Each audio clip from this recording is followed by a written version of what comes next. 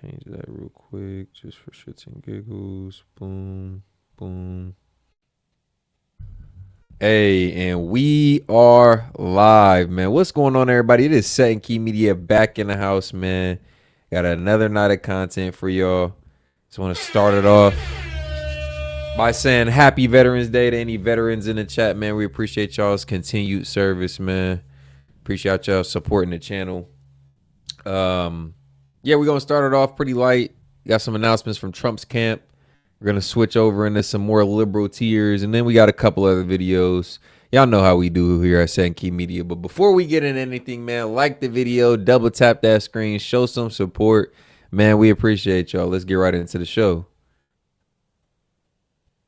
The key platforms that President-elect Donald Trump ran his campaign on. And this morning, he announced who his... Oh, yeah, and top of the show, shout out to Don's the Wild Card. He done joined the membership program. Man, we appreciate you joining this thing of ours, Don's. Y'all go ahead and welcome Don's to the family, as well as Gerard, man. $20 to start the stream off, man. We appreciate the support. God damn, that's what I like to see. Now I know it's going to be a fire stream. I know it is. Ain't got no choice but to be. Let's do it, y'all. Border Czar will be. Peter Stefanovic is live in Washington, D.C. and joins us now. Pete, good to see you. A divisive figure from Trump's first term will oversee mass deportation efforts. Yeah, Tom Homan is his name, and he is, as you said there, the border czar. He will be in charge of don't go nowhere, Don. Don't go nowhere. Borders, and he is effectively a career man when it comes to this space, starting off as a border patrol agent in the 80s and gradually working his way up to serve under six different American presidents, including Donald Trump the first time around, in which he led deportation efforts. But his focus last time around was centered on those undocumented migrants who already had a criminal past or were conducting criminal activity. He spoke to Fox News a little bit earlier today about what his plans are ahead. Yeah, I don't know nothing about that one, man. The president asked me, would you come back and fix it? Of course I have to. I'd be a hypocrite if I didn't. So, look, I'm honored. The president asked me to come back and help solve this national security crisis. So I'm looking forward to it. And the calling is clear. I got to go back and help because every morning I get up, every morning I'm pissed off about what this administration did to the most secure border in my lifetime. So I'm going to go back and do what I can to fix it. Now, it is a heck of a task that's ahead of him. And a little background information about Tom Homan. He is a former police officer, a career police officer, immigration official, and he also served under the Obama administration as well as the Trump administration, the first one in 2016. He served as the acting director of U.S. Immigration and Customs Enforcement from January 30th, 2017 to June 29th, 2018. So he has some history. He has some experience. And, yeah, America, meet your new border czar. And this guy... Honestly, I don't even know if the nickname fit Kamala. The more I think about it, the more I say it. I'm like, border czar, that would mean that she was tough on the border. That would mean that she, ruled with an iron thumb. That was her wheel basket. That was her place. That was where she ran and ruled. Nah, not so much. As we all know, the border, lackluster management, very negligent leadership on Kamala's part. So I'm not even sure if the border czar nickname that we assigned to her really fits. But this man, Tom Homan, yeah, we can call him a border czar. He's a bit of a hard ass, but in a good way, It is being described as the biggest mass deportation effort in America's history once Donald Trump takes charge after Inauguration Day next year, with the expectation that eventually up to 20 million undocumented migrants could be sent home. But again, Tom Homan said at that interview today with Fox, without going into specific detail, that his target is going to be those, again, who were involved in criminal behaviour, such as those who were involved in drug cartels and sex trafficking. This administration has lost over 300,000 children that were smuggled in this country by criminal cartels they can't find. That's another priority. We need to save these children because some of these children are in forced labor, some of these children are in sex trafficking, some of these children are living a life of hell every day. And we need to save these children and get them back with their families. And like I said, I'm no body language expert. I do just like to analyze. You kind of have to respect the fact that he seems a little bit pissed off. And I think that's the type of leadership we need at the border. I mean, to replace negligent leadership, I say that the best thing moving forward would be to get very ardent leadership, very passionate leadership at the helm, you know, to really solve the issue. Like, we ain't going to get somebody down there who just says they care, wants to pretend they care, you know, just wants a job, you know, just wants one of these Trump cabinet positions, so they're talking like they care. No. We need somebody with actual history. We need somebody with actual experience. Tom Homan seems to be that guy, and he seems like he's pissed off, rightfully so. I like that. I likes that. Give me more of that. Somebody who's actually gonna give a damn and solve the damn issue. Man, they quoted this man earlier by saying, y'all might as well already start to pack y'all bags. Excuse me. Y'all might as well already start to pack y'all bags. If you here illegally, pack your bags. It's a short stay. Also today, another member of Donald Trump's transition team has been announced. Elise Stefanik has been tapped as America's potential next representative when it comes to the United Nations. First of all, there is a nomination process that has to take place. Now, in the past, Elise Stefanik has been very strong, used tough language when it comes to opposing this rise of anti-Semitism. But in a statement that Donald Trump has given to the New York Post today, he said, "I'm honoured to nominate Chairwoman Elise Stefanik to serve in my cabinet as US Ambassador to the United Nations. Elise is an incredibly strong, tough and smart America First fighter." Now, it is Veterans Day here in the United States today. It's a big day on the American calendar, a grand occasion when it comes to commemorating American soldiers past and present. One of the main events is in Arlington, Virginia, not too far from here. It was also significant today because it's the first time that Joe Biden and Kamala Harris have been seen together since the election. Joe Biden spoke a little earlier, and he mentioned that this year was even more special for him because it was the last time that he would appear at Arlington. This is the last time I will stand here at Arlington as... And for those of you who aren't aware or haven't heard of the alleged beef going on between the Biden family and Kamala Harris, yeah, they said there seems to be a little bit of bad blood. Biden and his wife and family kind of feel slighted about how he was done, pushed to the side for Kamala Harris. You know, and all for all the fanfare and hoopla, all the money injected into her campaign, she didn't win.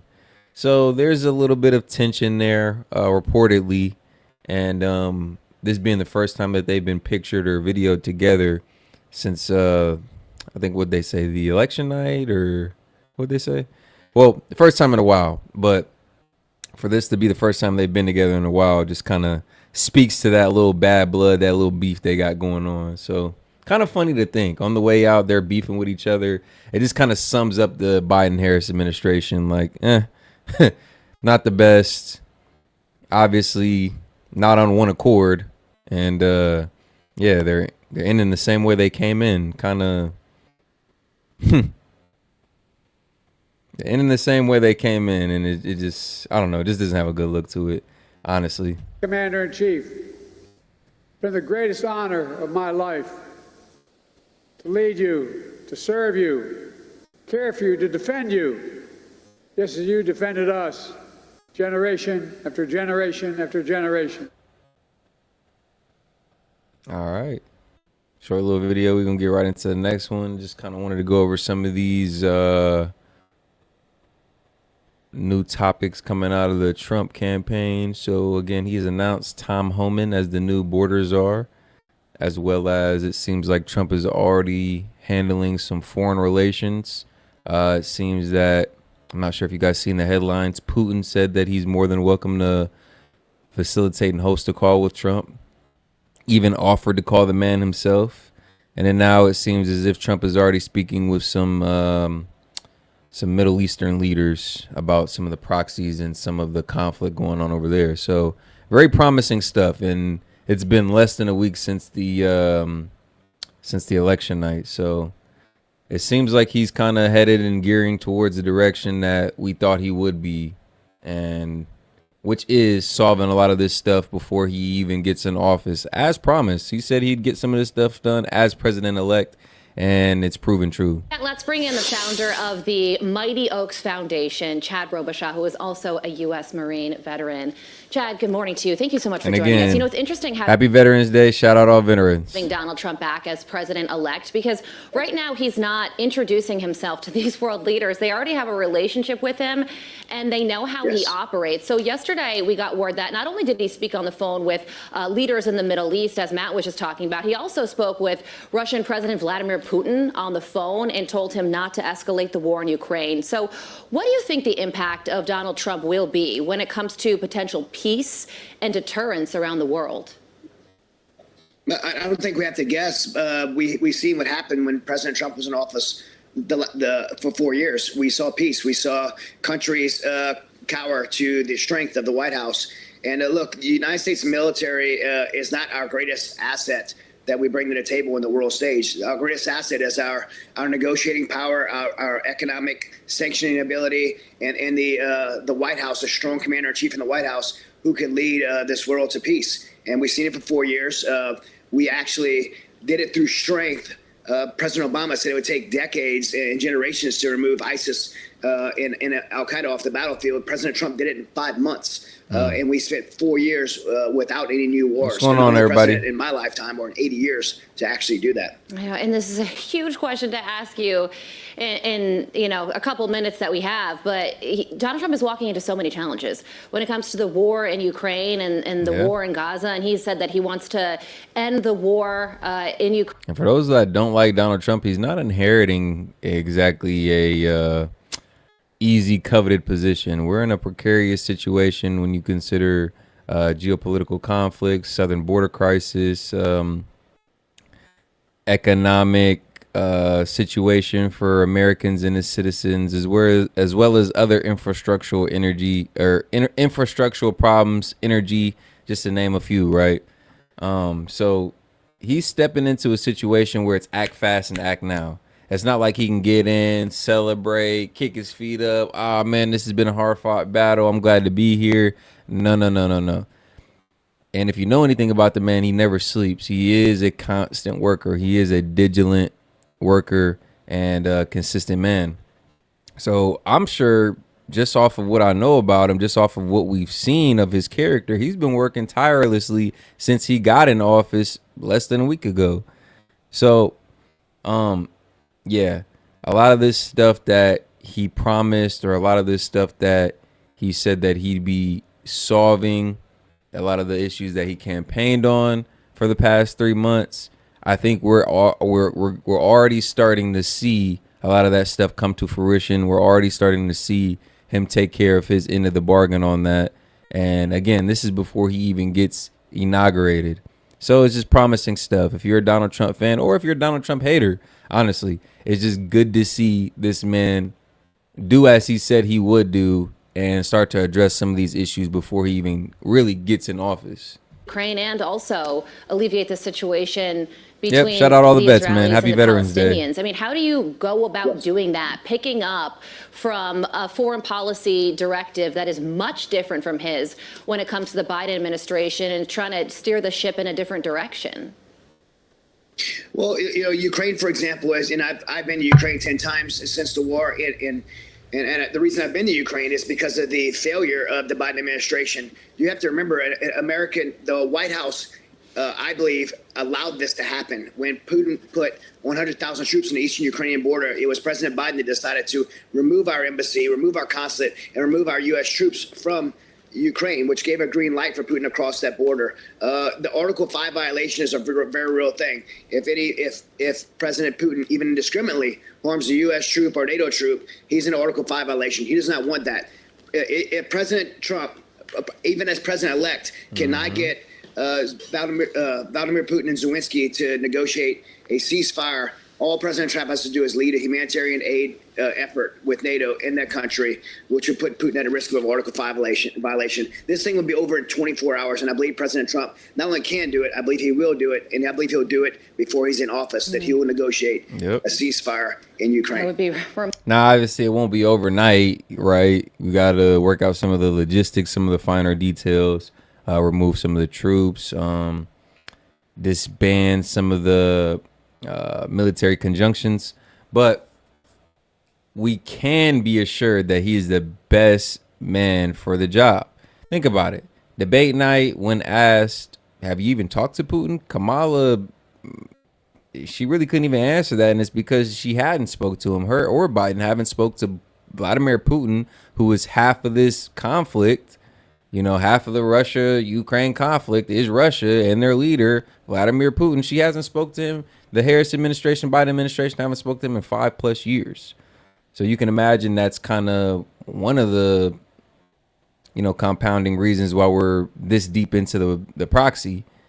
But Trump, obviously, for, you know, better or for worse, he has a relationship with Putin. I know a lot of people admonish him for that, but he's already talked to the man. They're already coming up with ceasefire negotiations, and that says a lot about his leadership. There's countries and companies all over the world who are reacting to Donald Trump getting elected, and like I say, it just stands to reason that people respect Donald Trump as a leader. They're already getting in line without him even being in office, and I think that's a good sign. That is a good sign for America and Americans. remarkable news if that does come to pass. So today, Chad, is Veterans Day. We thank you so much for your service, all that you have done for this country and continue to do.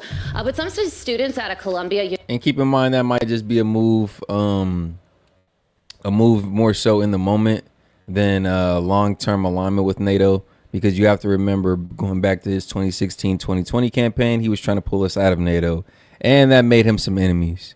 That didn't necessarily make him a favorite among some of the NATO allied countries. You got to think, I think United States funds NATO by up to 30%. So NATO is essentially U.S. funded, right? Majorly. He tried to pull us out. He wanted to pull us out. He had an initiative to pull us out that didn't necessarily win him any favors. So you got to kind of keep your eye on that. But that might be a move he leverages against Putin for now, just to kind of come up with some ceasefire, an immediate ceasefire, while later down the line, the plan being to still kind of pull us out of NATO and, work something else out, because we spend a lot of money with NATO. It kind of incentivizes that forever war, because these NATO allied countries are always going to need our weapons from Raytheon, Boeing, and all our other, companies that make these weapons. So you got to understand there is kind of like a business behind that. But yes, that was Trump's initiative to pull us out. University feel much differently about Veterans Day, and they're circulating this flyer on social media and around campus. They're protesting Veterans Day, and a portion of the flyer says Veterans Day is an American holiday to honor the patriotism, love of country, and sacrifice of veterans. We reject this holiday and refuse to celebrate it. The American war machine should not be honored for the horrors unleashed on others. Instead, we will celebrate Martyrs Day in honor of those martyred by the Israel-U.S. war machine, a day to honor the patriotism, love of country, and sacrifice of those martyrs. So, Chad, what do you think when you hear that? A group of students at an elite university replacing Veterans Day with Martyrs Day, and I guess you could take in that statement that they would be celebrating the Hamas terrorists that were killed in this war. Yeah, well, it's the manufactured outrage of the day by a bunch of spoiled students, and I'd say an elite university. I'd say it's a woke university that produces students like this. And look, this is their right. This is the freedoms that I fought for them to have the right to do this peacefully, by the way. Yeah, regardless of what side you stand on, you kind of hate to see how these Israel-Hamas protests have turned college campuses across America into a battleground, radicalized a lot of students, and yeah, there's been a lot of, I would just say, hate, an unnecessary hate back and forth. It's kind of sparked a whole new wave of anti-Semitism, and anti-Muslim rhetoric, and yeah, it's just divisive, and you hate to see it. You hate to see it. They should, but look, if they want to celebrate, if they want to be against the anti-industrial military complex, if they want to be against the anti-American war machine, then they should join me right now and celebrate that President Donald Trump is in office and the neocons in Washington, D.C. are being pushed out. And so they should go to their university where they're supposed to be seeking education, understand what's really happening here, and we're going away from war. And American military is going to do what it's always done best, what every military warrior has done since they donned uniforms in 1775 and has fought, bled, and died for the freedoms in this country and protected all of our rights, including the rights that they're trying to exercise right now to do something that's ridiculous. You are still fighting for those freedoms that our country holds so dear. And Chad, we thank you so much for joining us this morning and for serving our country so valiantly each and every day. We appreciate you. As always, Chad Robichaud, thank you so much. Yes, sir. And again, one more time, shout out all veterans, man. We appreciate y'all's service. If you're in here currently serving or have served, man, from S.E.T Media, straight to you, man. Thank you, thank you, thank you. Shout out all the veterans. Now, moving along swimmingly, we're going to hop into some Tucker Carlson. He's addressed a few of the questions surrounding Donald Trump's win, and feel like he had some interesting things to say. Let's get right into it. Like the video if you haven't already, man. Let's get the likes up. 13 likes, y'all. Come on, man. Let's get the likes up. Double tap the screen, or you get the 3 buttons in the upper right hand corner. Let's get some more folks in here. Man, y'all know how we like to do it, man. Let's make it a fire stream. Let's get some more folks in here. Come on. When no one's around and you're just with your spouse, your college roommate, or your brother, or your closest friends, are you like mad about race? Probably not. Most people don't spend their lives thinking about race or other people's sex lives, for that matter. Mm-hmm. They just don't. And if our leaders encourage us to have yet another fake conversation about race, which is really just one person yelling at another person, that person having to take it, like that does nothing but divide the country and makes people hate each other, which is, of course, their goal. So stop with that. If you engender racial conflict in a population, it's very hard to make that go away. Most Americans do not want that at all. They don't see race first. It's just a fact. These are all facts. This is not a racist country. It's a really nice country. It's a country where people give directions to strangers and like taking straight. So I've always said, man, if you think America's racist, bro, go on to the other side of the world where they ain't as covert about their racism. They might call you a slur right to your face. They might refuse your service right to your face. Like, yeah, you think America's pretty bad? Just check out the other half of the world and see how they live and see how they treat the melanated folks over there. Not so nice. America, we got the nice racism, the cute racism, the subtle racism. The racism is like, is it really there? Is it not there? The racism you got to question. On the other half of the world, the racist dominant countries, yeah. You're going to know as soon as you step foot on their turf, like, oh, okay, I'm on the outside looking in. They don't see race first. It's just a fact. These are all facts. This is not a racist country. It's a really nice country. It's a country where people give directions to strangers and like taking stray dogs. It's just people aren't racist, actually. And so stop with that stuff.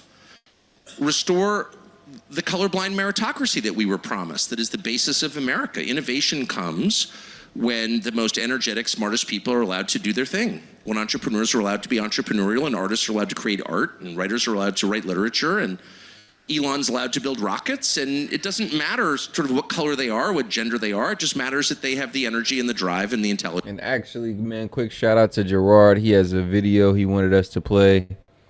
Man, shout out Gerard, always showing support. He said he would like for the stream to see this. Looks like an RFK Jr. video. You know we're big fans of RFK Jr. over here. And I'm happy he's been added to the cabinet, to the team. Looks like he has some refreshing ideas he wants to implement. And, man, I'm happy to see it. Can't wait to see it. What happened in the lead up of the Ukraine war. The Ukraine war, we were lied to because we're told, oh, yeah, this evil Putin trying to take over Europe, and this is his first step to reestablishing the Soviet Empire. And that, you know, it's the same comic book. And is that a lie? Yeah, it's the same comic book description we were given of Saddam Hussein in Iraq, which we were just lied into a war And yeah, it was a slam dunk that he had weapons of mass destruction. Of course he didn't. And he had nothing to do with terrorism. And he was running the most progressive nation in the Mideast. It was a secularized Yep, sure nation. is. That's where I'm from. A theocracy. That is where I'm from, 937. You know, And I will agree that maybe right, in well, hindsight that was a mistake. But all right, Putin, then let me tell you what happened. The real story behind. You know, Dayton. You know, it's a small city. and let me go back to 1992. It was 1992. The walls come down. The Berlin Wall comes down, and Gorbachev does something very courageous. He goes to Tony Blair and George Bush, and he says, I'm going to allow you to do something that nobody in their right mind would do, which is I'm going to remove 450,000 Russian troops from East Germany, and I'm going to allow you to unify East Germany under NATO, which is a hostile army. But I want one commitment to you, from you. You will never move NATO further to the east. Yeah. James Baker, who was then Secretary of State, famously said to him, Now keep in mind, Russia, Putin, they tried to join NATO on multiple occasions, reportedly, right?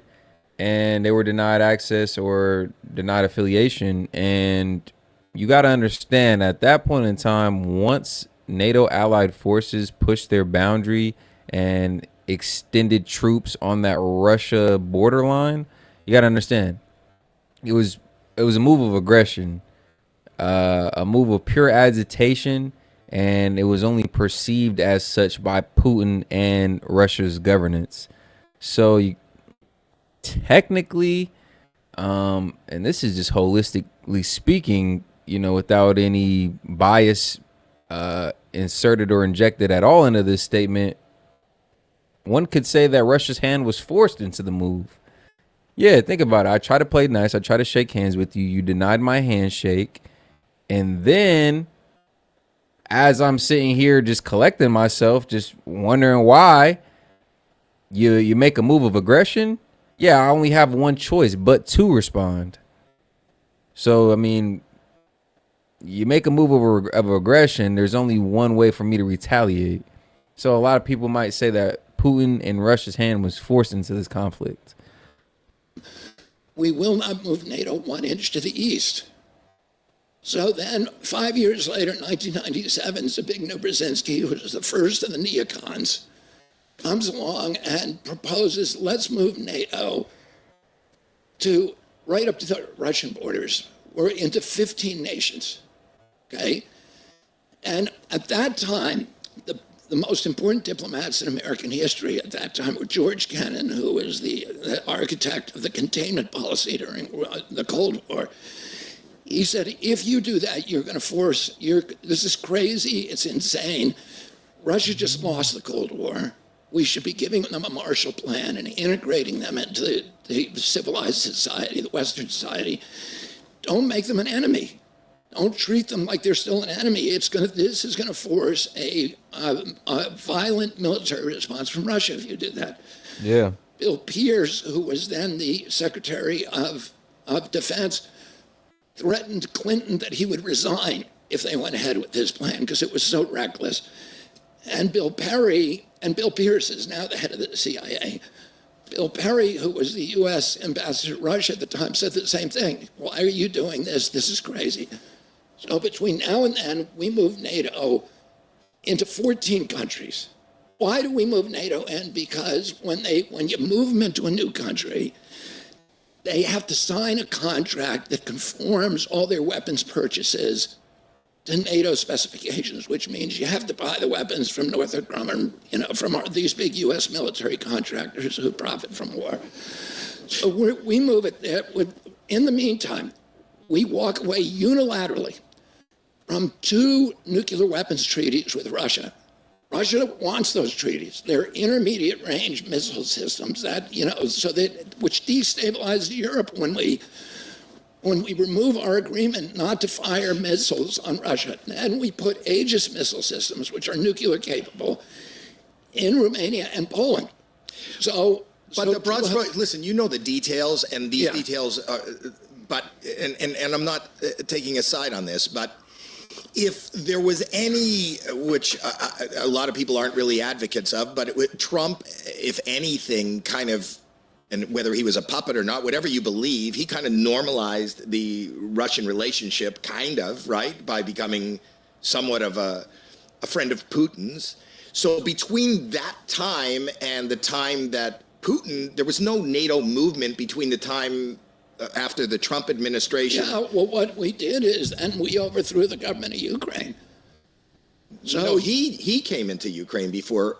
We overthrew the government in 2014. USAID, which has spent $5 billion, which is a front for the CIA, which everybody acknowledged. And we got some more folks rolling up in here, man. Make sure to like the video on the way in. We appreciate the support to tonight's stream, but double tap the screen. You could also hit the 3 buttons in the upper right-hand corner if you're enjoying the content. Let's get some more folks in here. Let's have a good discourse in the chat tonight. It doesn't matter if you're a Trump supporter, Kamala supporter, lefty, conservative. It's all about the conversation. So let's get as many folks as we can in here. Let's make it a fire stream. But help the video get pushed in the algorithm and leave a like. Just went in there and started a revolution called the Maidan Rebellion, where there was these protests and ended with the overthrow of the elected government of Ukraine that wanted to keep Ukraine neutral. Yanukovych wanted to keep NATO neutral. We wanted a pro-U.S. government, so we went in there in 2014, overthrew their government, and placed a government. And by the way, a month before the overthrow, we now have tapes that you can go on the internet and listen to. Victoria Nuland, who's the head of the neocons now, the deputy director of the State Department, choosing the new Ukrainian cabinet that will be put in place after the coup that was still a month away. So she knew the coup was coming a month in advance. But who is she to us? She's us. She's the head of the State Department. She's now, number 3 in the State Department. But she's been in the State Department. She's one of the, she runs the neocon program, which is, continual wars. So we then pick a new government. The new government comes in, immediately begins attacking the people of Donbass and Lugansk, who are Russian-speaking ethnic Russians. They banned the Russian language, there was 2 languages. There were 2 official languages. Ukraine, they banned that. Violence immediately erupts, and they kill 14. There's a civil war. This war started in 2014. There's 14,000 ethnic Russians are killed. And Putin kept saying, you're killing our people. He's trying to get a peace agreement. They finally work out a peace agreement called the Minsk Accords. Germany signs onto it, France signs onto it, England signs onto it, and Russia signs onto it. Zelensky runs in 2019 as president. He has one platform issue. He's a comedian and an actor, which I'm not. Is there anything wrong with that? Oh, my wife is one of those. Okay, all right. So, but he never had any political experience. Right. But he wins with 70% of the vote. Why? Because he runs on a peace platform. I'm going to sign the Minsk Accords. As soon as he gets in there, Victoria Nuland and the ultra-nationalists, which is a nice way of describing the people who run that government now, tell him that he can't do it. He can't sign it. So he pivots. And then Putin then says, okay, Putin is now faced with this problem. The United States government is now running the government of Ukraine. And he is frightened to death that the U.S. Navy is going to go into Vladivostok, which is, the southern port. It's been the Russian port. It's the only warm water port Russia has for 347 years. So he then goes right into Ukraine because into Crimea and hopefully y'all are enjoying this breakdown of the Russia-Ukraine conflict. For those of you who weren't aware, yes, it did not start in, how long has it been going on now? 2021, 2022. For those of y'all who are just now starting to pay attention to the timeline, this isn't a new conflict. This has been something that's been boiling for some time. Precarious situation when you consider NATO and its involvement. Ukrainian Russia border. I think with Poland as well. The part of the border that borders Poland. So there's a multi-nuanced situation, and again, it didn't just start in the past few years. So hopefully y'all are enjoying this breakdown. Shout out RFK for kind of going a little bit deeper into the history, and hopefully y'all are enjoying the history lesson. Takes Crimea without firing a shot. Doesn't kill a single person because the people of Crimea are ethnic Russian and want him back, want him in there. Donbass and Lugansk then votes 90 to 10 to join Russia. Putin says, no, I don't want you. I want Ukraine to be a functioning state. But let's sign the Minsk Accords. And they won't sign it. So then he sends in 40,000 troops. I'm almost done with this. He sends in 40,000 troops. That is not somebody who wants to conquer Ukraine. It's a nation of 44 million people. All he wanted was us back at the negotiating table. Zelensky, we will not help Zelensky negotiate. So he goes to Israel and gets Naftali Bennett and Erdogan in Turkey to sponsor negotiations, and they go and they work out a peace agreement. And Putin, they sign it in April of 2022. Putin is withdrawing his troops according to this peace agreement, already starts withdrawing them. Biden sends over Tony Blair and tells Zelensky to rip up the peace agreement. Now, how do we know this? Because all of the negotiators are now talking, including Naftali Bennett, and you can look it up when you're on the internet. You say you spend a lot of time. I do. Look at his speech where he tells you what happened. The lead Ukrainian negotiator this week came clean and said, yeah, that's what happened. Of course, Russia's been invaded 3 times through Ukraine. The last time. So is Russia the good guy in your mind? No, Russia, it was illegal what Russia did. We have to understand they don't want this war. We wanted the war. So let me. You got to understand, it'd be the same scenario as if Russia allied forces put troops and weaponry on the southern border. We're going to retaliate in just as much of an aggressive way, if not more aggressive. So, I mean, there's a cause and effect to everything. You kind of have to understand the timeline and how certain things predate other actions and responses. So it is important to analyze the full picture rather than a small, narrowed view of what's going on. It kind of leaves you misinformed when you do so. But again, hopefully y'all enjoyed that breakdown. Shout out RFK. Very informed, very politically informed. And yeah, good breakdown. Succinctly put, short and sweet. And we're going to move right into the next video, which again is Tucker Carlson speaking about some of the things to look forward to now that Trump's won. The kind of, I hate to say it, but they're always calling Trump a Nazi. Really? Or is he the one who said every person in America has to identify by race, by bloodline? That's sick. We rejected that actually in 1945, and we should reject it again.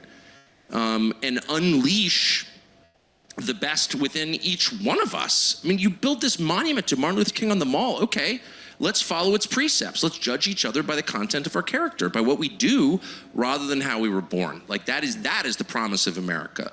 And that, we spend all this time taking care of gearing our education system to the people who learn the slowest.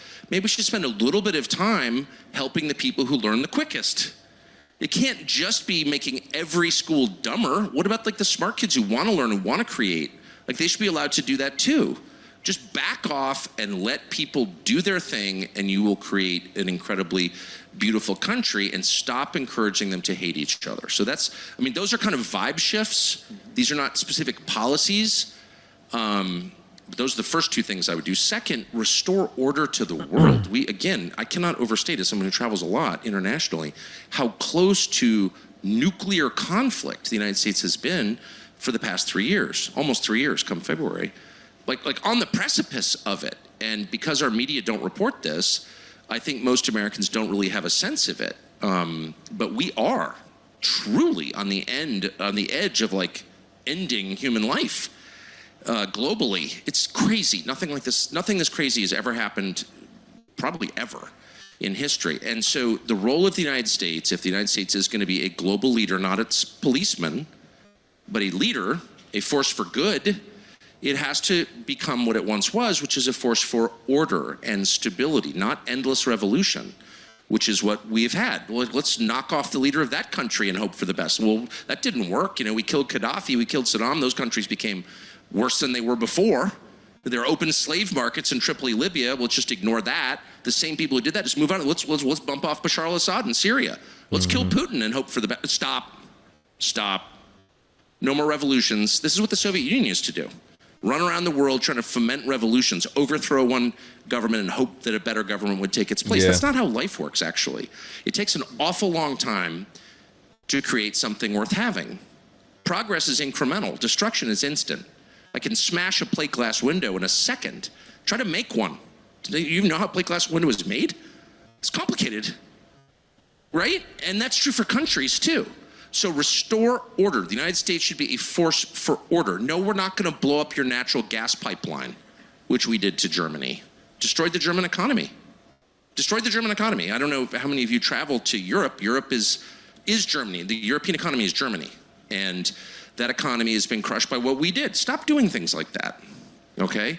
Reorient away from... Stop doing things like that and expecting good results. Stop doing things like that and expecting people to be happy or people not to point the social blame on America. It just doesn't make any sense. Like, we're going around causing mayhem, causing destruction, and just kind of holding our hands up like, wait, why are y'all mad at us? Like, yeah, maybe we should really kind of reevaluate some of our stances on some of this, because we're causing issues for not only us, but allied forces. And yeah, I mean, I'm sure we have our reason.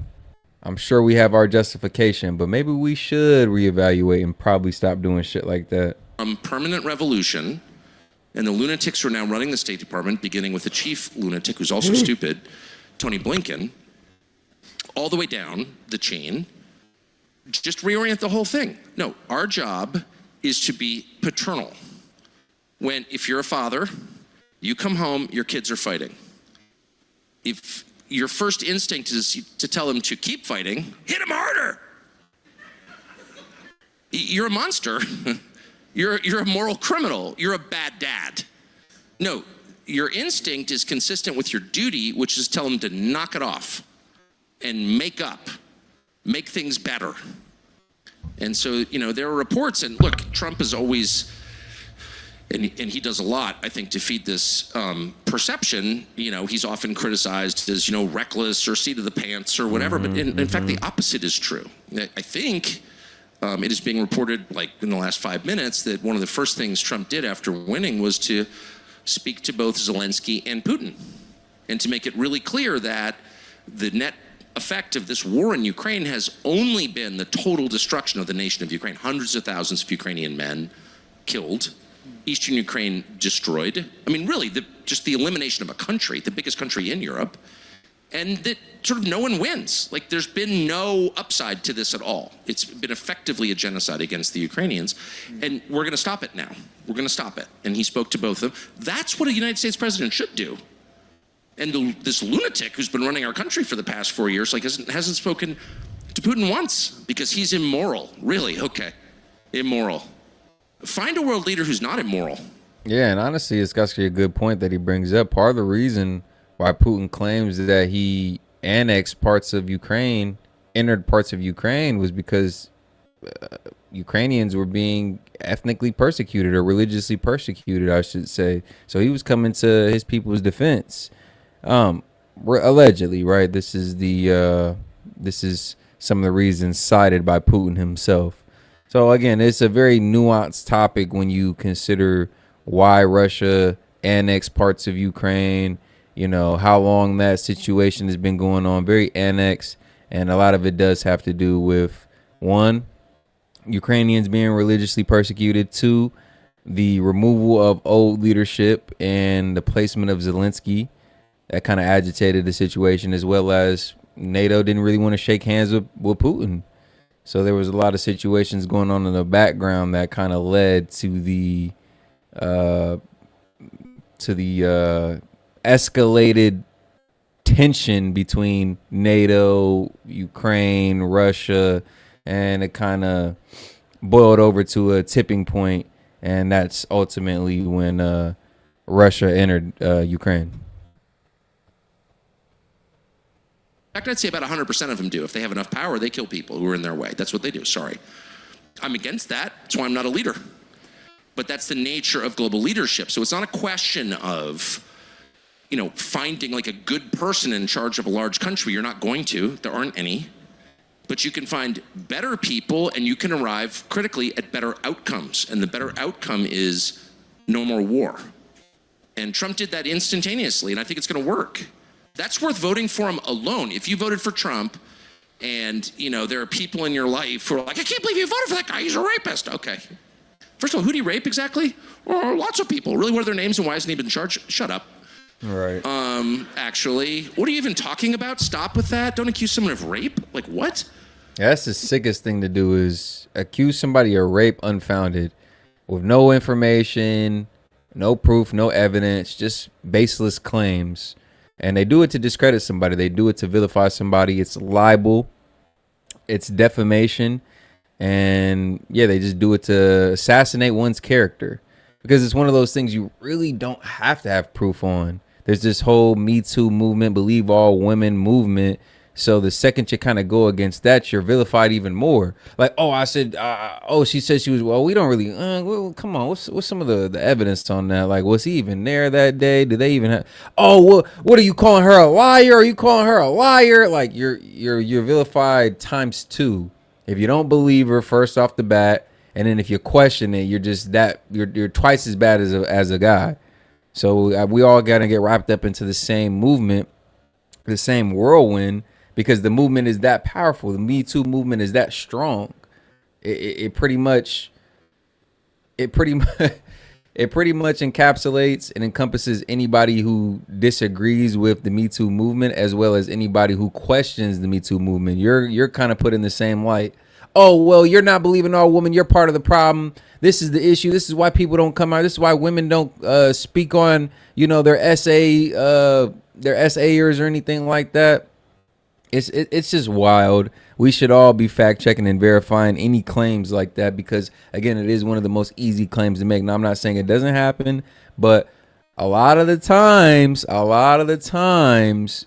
would say more times than not, we really do need to verify and check before we just go around canceling folks. Stop talking like that. Running around accusing people of things, of crimes, of felonies, without any evidence. Like, what's your name? They can't answer. The whole thing's nuts. Stop lecturing me.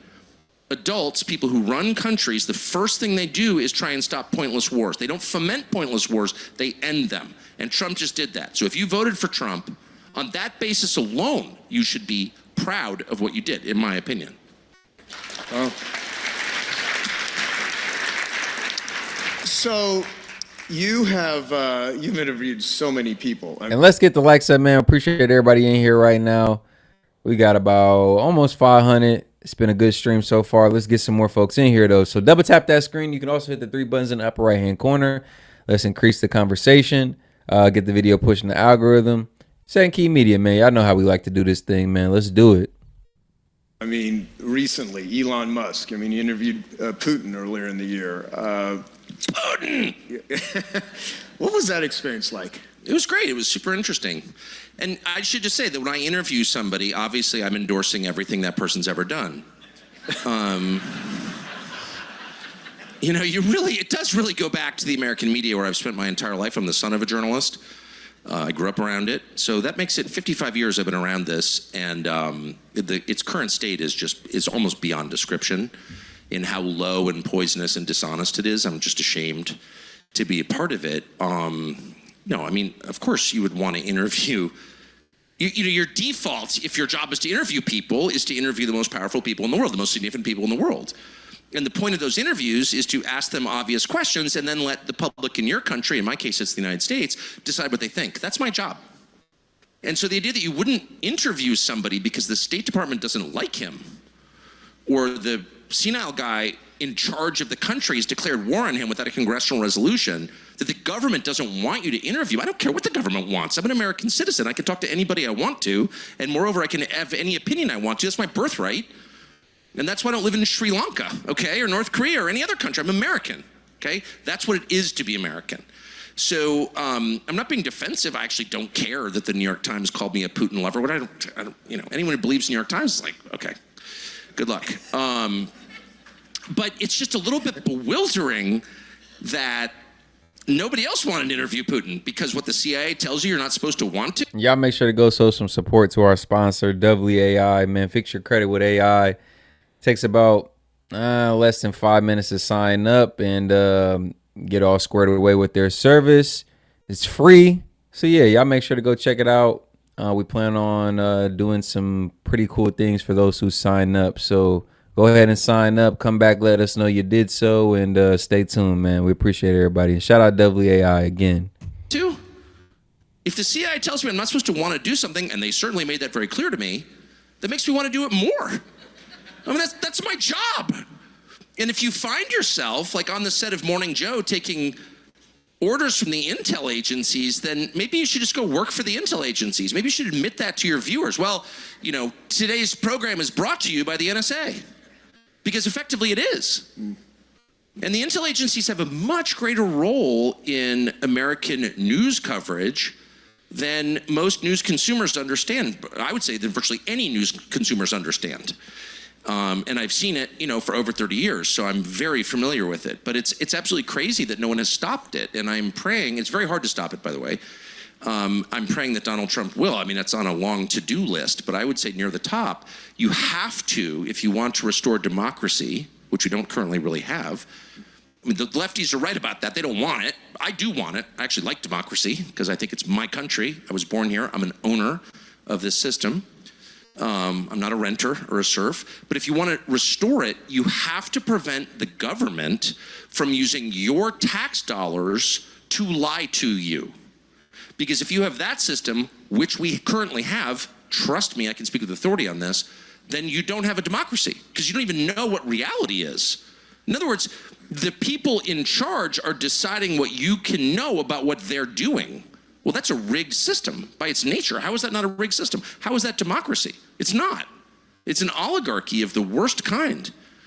And I just don't think people in this country understand the degree to which the information that they received over their Google machines or from NBC News or from the last of the dying newspapers, they don't understand just how filtered that information is. Like, you have no idea what's going on in the rest of the world if you're only getting your news in this country. You have no idea what the candidates are really like. It's really crazy. We have an ongoing debate in my office because we travel a lot. Does the average North Korean peasant have a better idea of what's happening in the world than the average person in a suburb of Boston? Maybe. It's actually open to debate. Like, that's how filtered it is. And so the first step toward fixing it is admitting that you have the problem. Let's stop pretending. You know, if you can't even go interview Putin, who's engaged in a war in the middle. And yes, y'all go make sure to check out our new sponsor, AI. Go ahead and fix your credit up with AI. Takes less than 5 minutes to sign up for the service and get all squared away. Very quick process. And above all else, it is free and you're supporting S.E.T Media. And you're helping yourself. Help your credit. Go ahead and sign up for that service. Come back, let us know you're done so. We got some special announcements for those of you who sign up for the service, man. We appreciate y'all, and shout out AI. Middle of Europe. If you're discouraged from doing that, and the U.S. government tried to stop me from doing that by breaking into my Signal account and leaking it to the New York Times. They got caught. They admitted it. If that's allowed, no one was ever fired for it. The New York Times didn't rise to my defense. Hey, you can't use an intel agency to prevent a journalist from doing his job. No, it's totally fine. All right. Shout out Hellbat 12, $5. Something that was pointed out that I saw on X was that how many states has Kamala won that were ID states? Go ahead and take a look. Plus high. Okay. Actually, you know what? Good point. I'll pull that up right now. Only ID state. When you say ID, do you mean pro ID or no ID required? Because we got the biggest one that I know about. Excuse me. It's California or California. And of course, she won that one. I think New York's another one. I want to say Washington's another one. Hey, actually, you know what? That is a nice little trend you're putting out there. She pretty much won, I think Illinois is another one. She pretty much won all the states where no voter ID was required. And honestly, that's to me why they implemented it. They said it was racist to require ID, and I'm just like, how? But they wanted people showing up that could or could not be verified, and they wanted them placing their votes. And you know, if you're over here and you don't have ID and you can't verify who you are, 9 times out of 10 you're an illegal immigrant. And if you're an illegal immigrant, who would you vote for? Whose administration would you vote to keep in? The administration who you came under, right? Not the administration who's threatening mass deportation. So that's just my wild conspiracy theory.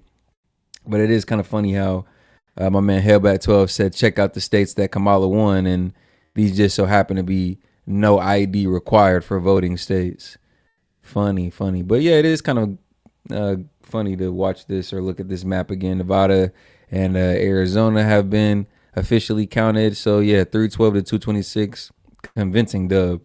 Convincing dub, man. I'm not gonna lie. That's what we wanted to see. Too big to rig. We asked for it and we got it. Man, it's a really, really rotten system, and it's the basis of all we know. How do you know what's happening in the world? How do you know what reality is? Well, because you see it on your phone. So you have to have honest New sources Hampshire of is no information, ID or at least a too? diversity of Okay. sources of information. You don't have to trust any one source, but you got to have a choice. It can't all just be, Mika Brzezinski telling you what happened yesterday, because not good. No. That's coping. That's an excuse. IDs are $20. 20 freaking bucks. And there's free programs for free IDs. I know in my state, and my state's a red state, there's free programs to get free IDs. So there's really no excuse not to have an ID. It's the easiest thing to get, and it should be required at any place where you're putting in something on your behalf. Or else how else are we going to verify this shit? So the excuse that, people can't afford IDs